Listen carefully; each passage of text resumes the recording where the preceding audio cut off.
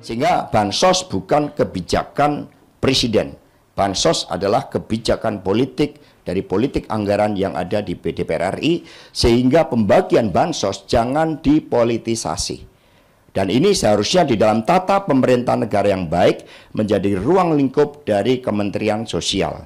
Dengan mengingat Ibu Risma ini sosok yang memiliki integritas tinggi, beliau tidak mau data-data bansos ini dipakai untuk kepentingan politik partisan.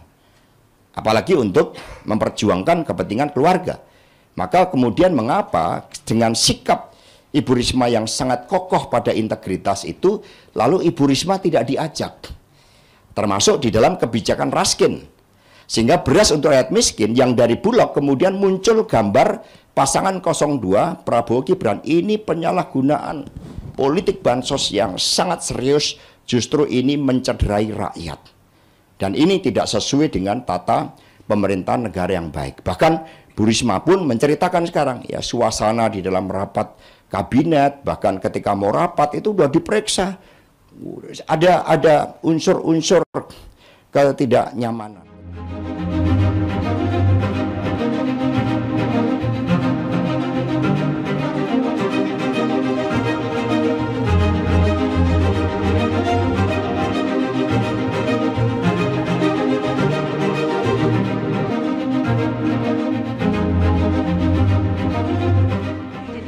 Ad interim maupun disampaikan kalau misalnya ada tidak nyamanan dalam kabinet kemudian diperiksa secara ketat itu tidak. Oh, itu jelas tidak ada.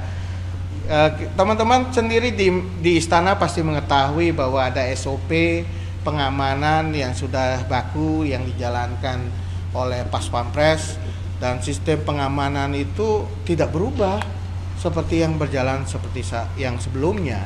Termasuk juga ketika menteri-menteri akan ratas atau sidang kabinet paripurna, tidak ada perubahan terhadap SOP pengamanan. Itu bisa di cross check, teman-teman sendiri di istana juga bisa melihat bagaimana suasana ketika pengamanan menjelang sidang paripurna dan juga dalam lingkungan istana.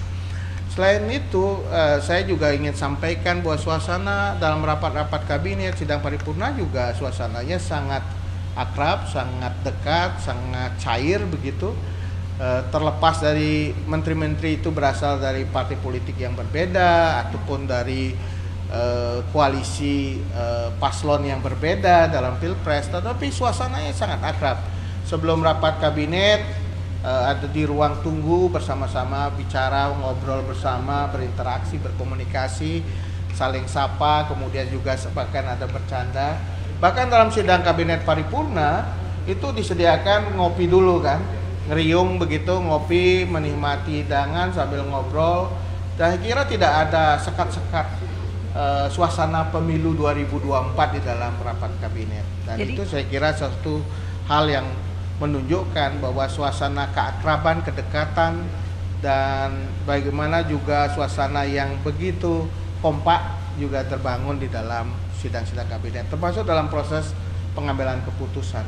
Pengambilan keputusan semua menteri yang terkait dengan tema yang dibahas juga diundang, dan kemudian proses pengambilan keputusan dalam rapat juga setiap menteri diberikan ruang untuk berbicara, menyampaikan pendapat dan gagasannya pada perdebatan sebelum nanti diputuskan oleh Bapak Presiden. Jadi semua terlibat dalam proses sidang-sidang kabinet atau rapat-rapat kabinet.